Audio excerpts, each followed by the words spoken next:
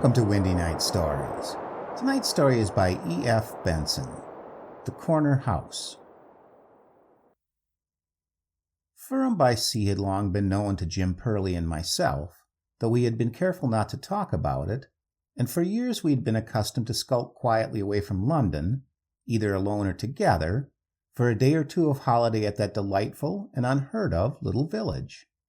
It was not, I may safely say, any secretive or dog-in-the-manger instinct of keeping a good thing to ourselves that was the cause of this reticence, but it was because if Ferm had become known at all, the whole charm of it would have vanished.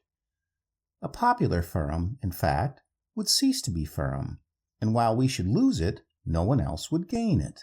Its remoteness, its isolation, its emptiness were its most essential qualities. It would have been impossible, so we both of us felt, to have gone to Ferm with a party of friends, and the idea of its little inn being peopled with strangers, or its odd little 9-hole golf course with a small corrugated iron shed for its clubhouse becoming full of serious golfers, would certainly have been sufficient to make us desire never to play there again. Nor, indeed, were we guilty of any selfishness in keeping the knowledge of that golf course to ourselves, for the holes were short and dull and the fairway badly kept. It was only because we were at Ferm that we so often strolled round it, losing balls in furze bushes and marshy ground, and considering it quite decent putting if we took no more than 3 putts on a green. It was bad golf, in fact, and no one in his senses would think of going to Ferm to play bad golf when good golf was so vastly more accessible. Indeed, the only reason I have spoken of the golf links is because in an indirect and distant manner they were connected with the early incidents of the story which strung itself together here, and which, to me at any rate, has destroyed the secure tranquillity of our remote little hermitage. To get to Ferm at all from London, except by a motor drive of some 120 miles, is slow progress, and after 2 changes, the leisurely railway eventually lands you no nearer than 5 miles from your destination. After that, a switchback road terminating in a long decline brings you off the inland Norfolk hills and into the broad expanse of lowland, once reclaimed from the sea and now protected from marine invasion by big banks and dikes. From the top of the last hill you get your first sight of the village, its brick-built houses with their titled roofs smoldering redly in the sunset, like some small glowing island anchored in that huge expanse of green, and, a mile beyond it, the dim blue of the sea. There are but few trees to be seen on that wide landscape, and those stunted and slanted in their growth by the prevailing wind off the coast, and the great sweep of the country is composed of featureless fields intersected with drainage dikes and dotted with sparse cattle. A sluggish stream, fringed with reed beds and loose strife, where moorhens chuckle, passes just outside the village, and a few 100 yards below it is spanned by a bridge and a sluice gate. From there it broadens out into an estuary, full of shining water at high tide, and of gray mud banks at the ebb, and passes between rows of tussock sand dunes out to sea. The road, descending from the higher inlands, strikes across these reclaimed marshes, and after a mile of solitary travel, enters the village of Ferm. To right and left stand a few outlying cottages, whitewashed and thatched, each with a strip of gay garden in front and perhaps a fisherman's net spread out to dry on the wall, but before they form anything that could be called a street, the road takes a sudden sharp-angled turn, and at once you are in the square which, indeed, forms the whole village. On each side of the broad cobbled space is a line of houses, on one side, a post office and a police station with a dozen small shops where there may be bought the most rudimentary needs of existence, a baker's, a butcher's, a tobacconist's. Opposite is a row of little residences midway between villa and cottage, while at the far end stands the dumpy gray church with the vicarage, behind green and rather dilapidated palings, beside it. At the near end is the Fisherman's Arms, the modest hostelry at which we always put up, flanked by 2 or 3 more small red-brick houses, of which the farthest, where the road leaves the square again, is the corner house of which this story treats. The corner house was an object of mild curiosity to Jim and me, For while the rest of the houses in the square, shops and residences alike, had a tidy and well-cared-for appearance, with an air of prosperity on a small, contented scale, the corner house presented a marked and curious contrast. The faded paint on the door was blistered and patchy, the step of the threshold always unwhitened and partly overgrown with an encroachment of moss, as if there was little traffic across it. Over the windows inside were stretched dingy casement curtains, and the Virginia creeper which straggled untended up the discolored front of the house drooped over the dull panes like the hair over a terrier's eyes.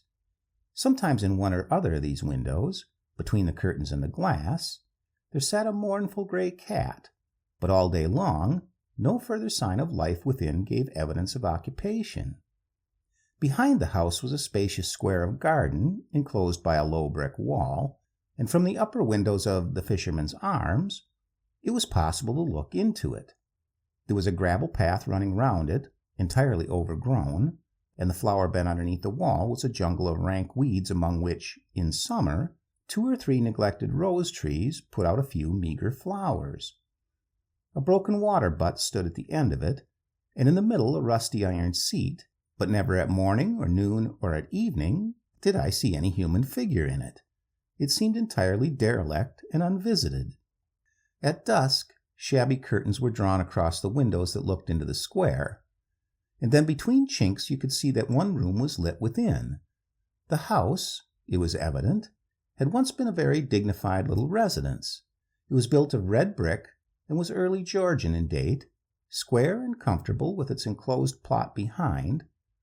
One wondered, as I have said, with mild curiosity what blight had fallen on it, what manner of folk moved silent and unseen behind the dingy casement curtains all day, and sat in that front room when night had fallen. It was not only to us, but also to the Fermites generally, that the inhabitants of the corner house were veiled in some sort of mystery. The landlord of our inn, for instance, in answer to casual questions, could tell us very little of their life nowadays, but what he knew of them indicated that something rather grim lurked behind those drawn curtains. It was a married couple who lived there, and he could remember the arrival of Mr. and Mrs. Labson some 10 years before. She was a big, handsome woman, he said, and her age might have been 30. He was a good deal younger. At that time he looked hardly out of his teens, a slim little slip of a fellow, half a head shorter than his wife. I dare say you've seen him on the golf links, knocking a ball about by himself, for he goes out there every afternoon. I had more than once noticed a man playing alone and carrying a couple of clubs. If he was on a green and saw us coming up, he always went hurriedly on, or stood aside at a little distance, with back turned, and waited for us to pass. But neither of us had paid any particular attention to him. "She doesn't go out with him?" I asked.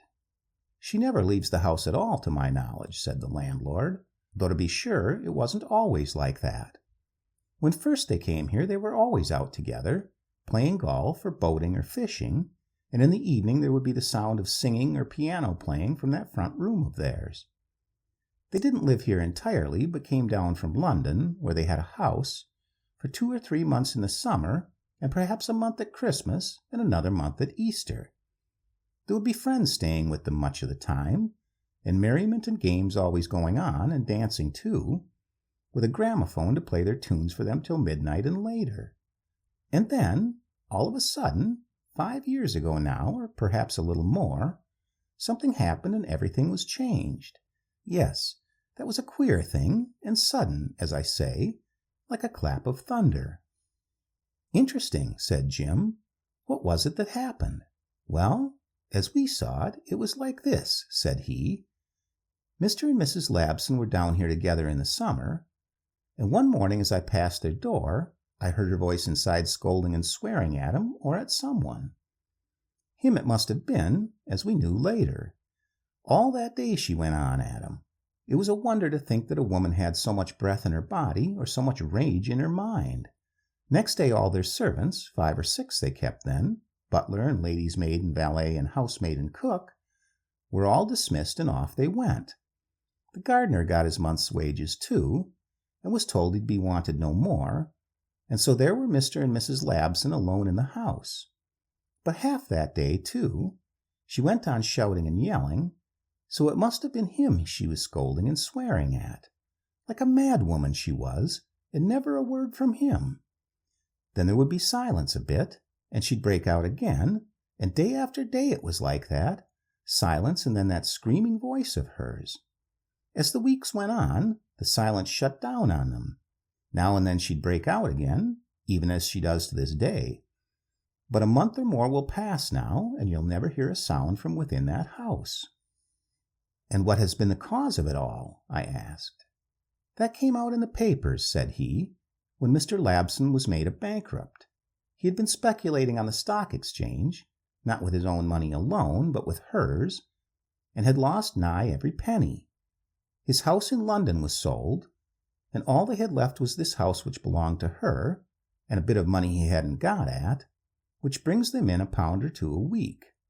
They keep no servants, and every morning Mr. Labson goes out early with his basket on his arm, and brings provisions for their dinner with the £1 or £2 she gives him.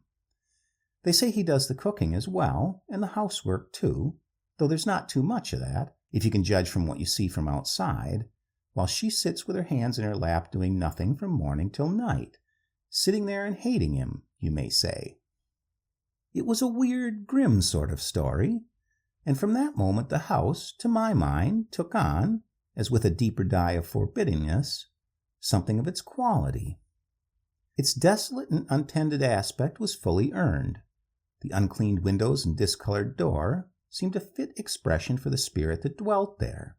The house was a faithful expression of those who lived in it, of the man whose folly or knavery had brought them to a penury that was near ruin, and of the woman who was never seen, but sat behind the dirty curtained windows hating him and making him her drudge. He was her slave.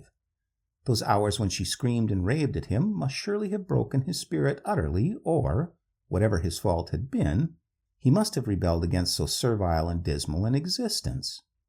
Just that hour or two of remission she gave him in the afternoon that he might get air and exercise to keep his health and continue his life of bondage, and then back again he went to the seclusion and the simmering hostility.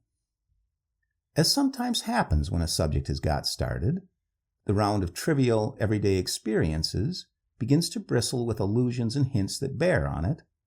So now when this matter of the corner house had been set going, Jim and I began to be constantly aware of its ticking. It was just that.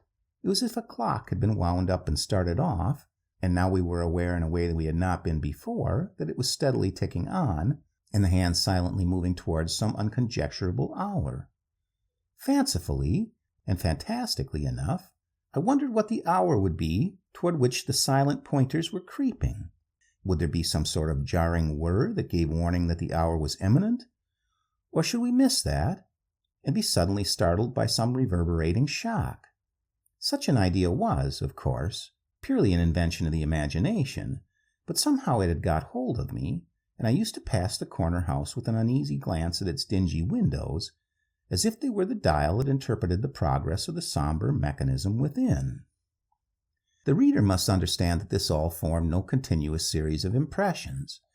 Jim and I were at Ferm only on short visits, with intervals of weeks or even months in between, but certainly after the subject had been started, we had more frequent glimpses of Mr. Labson. Day after day we saw his flitting figure on the links, keeping its distance and retreating before us, but once we approached close up to him before he was aware of our presence. It was an afternoon that threatened rain, and in order to be nearer shelter if the storm burst suddenly, we had cut 2 holes and walked across an intervening track of rough ground to a hole which took us in a homeward direction. He was just addressing his ball on this teeing ground when, looking up, he saw that we were beside him. He gave a little squeal as of terror, picked up his ball, and scuttled away, at a shuffling run, with abject terror written on his lean white face. Not a word did he give us in answer to Jim's begging him to precede us. Not once did he look around. "But the man's quaking with fear," said I, as he disappeared. "He could hardly pick up his ball." "Poor devil," said Jim. "There's something formidable at the corner house." He had hardly spoken when the rain began in torrents, and we trotted with the best speed of middle-aged gentlemen toward the corrugated iron shed of the clubhouse. But Mr. Labson did not join us there for shelter, for we saw him plodding homewards through the downpour rather than face his fellow creatures. That close glimpse of Mr. Labson had made the affair of the corner house much more real. Behind the curtains where the light was lit in the evening, there sat a man in whose soul terror was enthroned. Was it terror of his companion, who sat there with him, that reigned so supreme that even when he was away out on the links it was still the master of him? Had it also so drained from him all dregs of manhood and courage that he could not even run away, but must return to the grim house for fear of his fear, as a rabbit on whose track is a weasel that has not the courage to gallop off and easily save itself from the sharp white teeth? Or were there ties of affection between him and the woman whom his folly had brought to penury, so that as a willing penance he cooked and drudged for her? And then I thought of the voice that had yelled at him all day. It was more likely that, as Jim had said, there was something formidable at the corner house, before which he cowered, and from which he had not the strength to fly. There were other glimpses of him as, with his basket on his arm in the early morning, he brought home bread and milk and some cheap cut from the butcher's. Once I saw him enter his house on his return from his marketing. He must have locked the door before going out, for now he unlocked it again, slipped in, and I heard the key click in the wards again.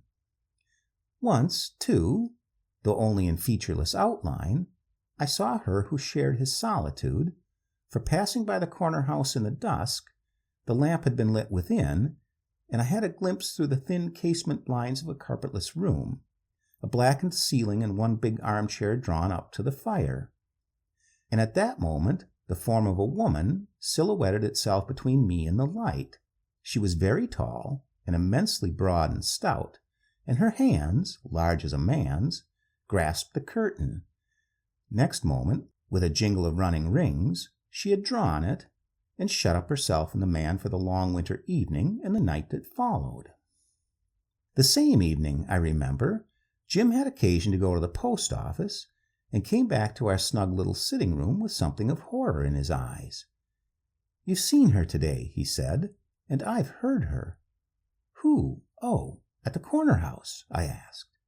"Yes, I was just passing it when she began. I'll tell you, it scared me. It was scarcely like a human voice at all, or at any rate not like a sane voice. A shrill, swearing gabble all on one note, and going on without pause. Manic. The conjectured picture of the two grew more grim.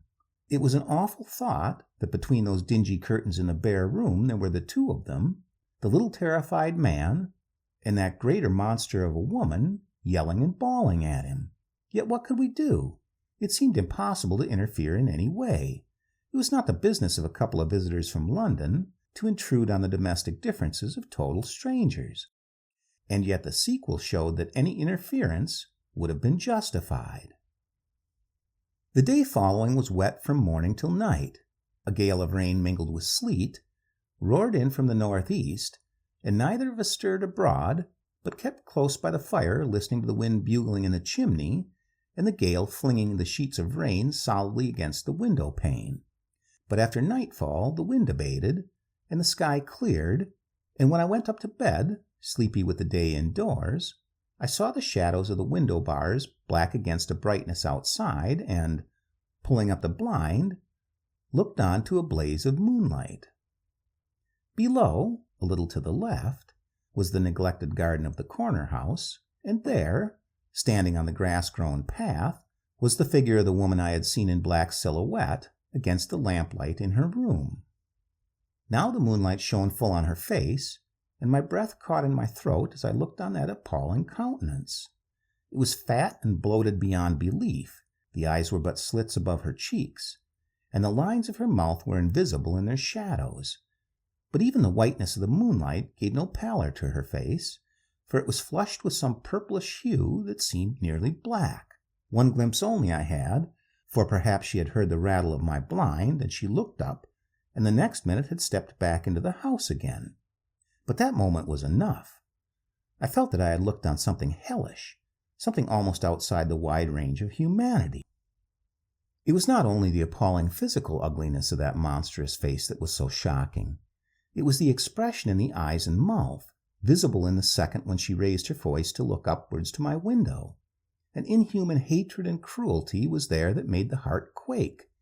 The featureless outline was filled in with details more awful than I had ever conjectured. We were out on the links again the next afternoon on a day of liquid sunshine and brisk air, but some nameless oppression of the spirits held me sundered from the genial and bracing warmth. The idea of that frightened little man being imprisoned all day and night, but for his brief outing, with her who at any moment might break into that screaming torrent of speech, was like a nightmare that came between me and the sun. It would have been something to have seen him out today, and know that he was having a respite from that terrible presence. But we caught no sight of him, and when we returned and passed the corner house, the windows were already drawn, and, as usual, there was silence within. Jim touched me on the arm as we walked by the windows. "But there's no light inside this evening," he said. This was quite true. The windows were torn, as I knew, in half a dozen places, but neither through these holes nor from the chinks in their edges was there any light showing. Somehow this gave an added horror, which set my nerves jangling. "Well, we can't knock and tell them they've forgotten to light the lamp," I said. We had halted for a moment, and even as I spoke, I saw coming across the square towards us in the gathering dusk the figure of the man whom we had missed out on the links that afternoon. Though I had not seen him approach, nor heard the sound of his footfall on the cobbles, he was now within a few yards of us. "There he is, anyhow," I said. Jim turned. "Where?" he asked.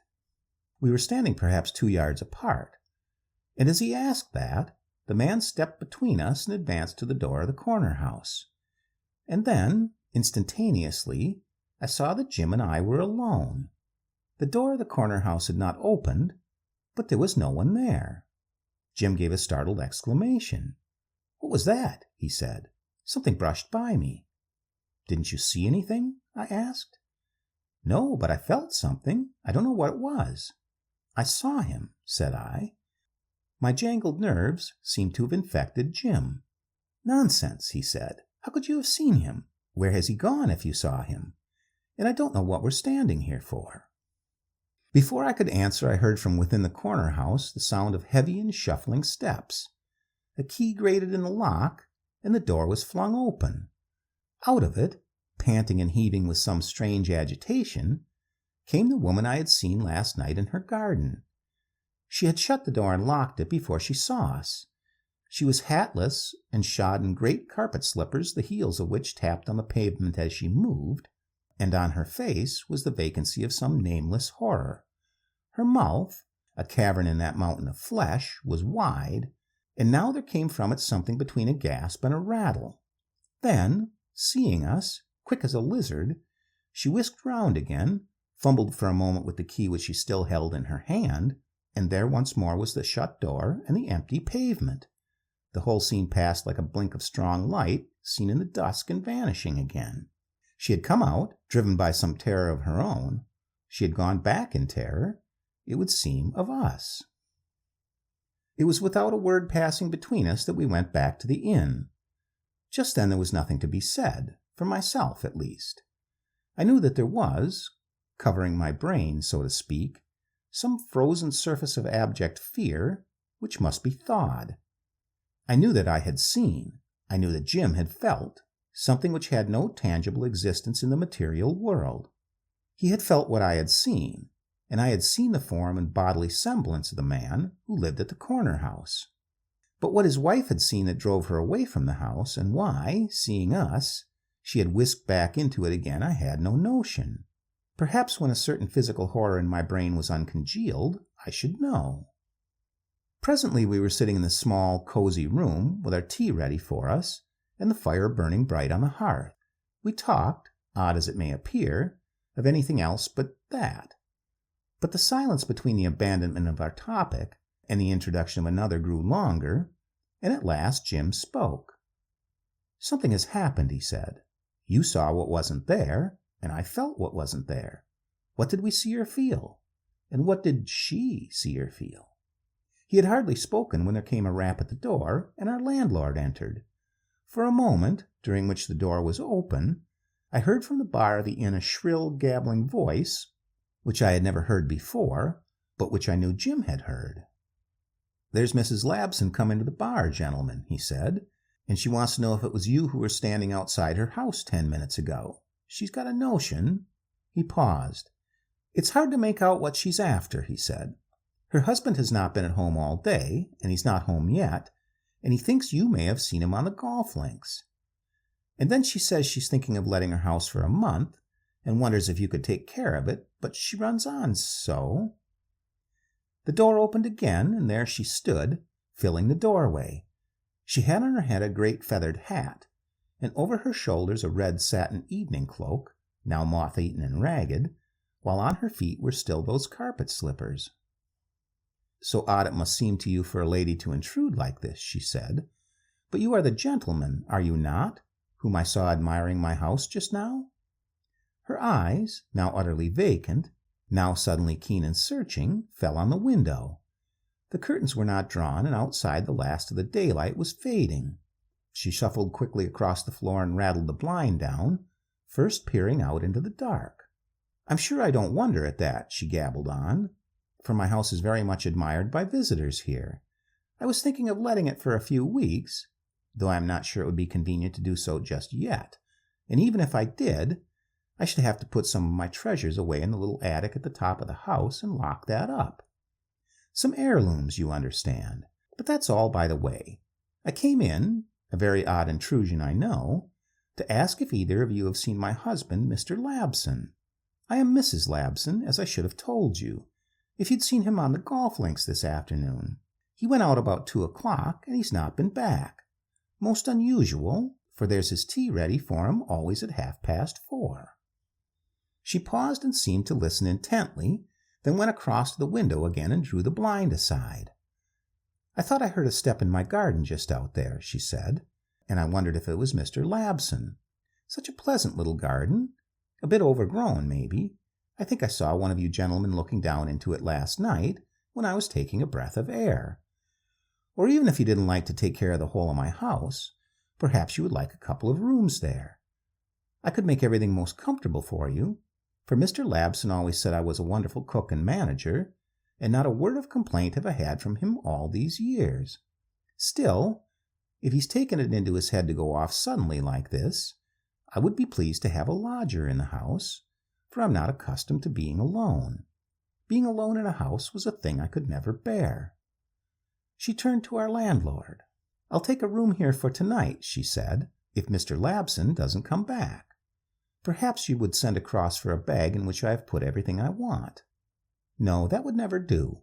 I'll go and get it myself, if you would be so good as to come with me as far as the door. One never knows who is about at this time of night, and if Mr. Labson should come here to look for me, don't let him in whatever you do. Say I'm not here. Say I've left home for a day or two and have given no address. You don't want Mr. Labson here, for he's not got a penny of his own, and couldn't pay for his board and lodging, and I won't support him in idleness any longer. He ruined me, and I'll be even with him yet. I told him—" The stream of insane babble suddenly ceased. Her eyes, fixing themselves on a dusky corner of the room behind where I stood, grew wide with terror, and her mouth gaped. Simultaneously I heard a gasp of startled amazement from Jim, and turned quickly to see what he and Mrs. Labson were looking at. There he stood, he whom I had seen a half-hour ago, appearing suddenly in the square, and as suddenly disappearing as he came to the corner house. Next minute she had flung the door wide and bolted out. Jim and I followed and saw her rush down the passage outside and through the open door of the bar into the square. Terror winged her feet, and that great misshapen bulk sped away and was lost in the darkness of the fallen light. We went straight to the police office, and the country was scoured for the madwoman who, I felt sure, was also a murderess. The river was dragged, and about midnight 2 fishermen found the body below the sluice gate at the head of the estuary. Search meantime had been made in the corner house, and her husband's corpse was discovered, strangled with a silk handkerchief, behind the water butt in the corner of the garden. Close by was a half-dug excavation, where no doubt she had intended to bury him. The end.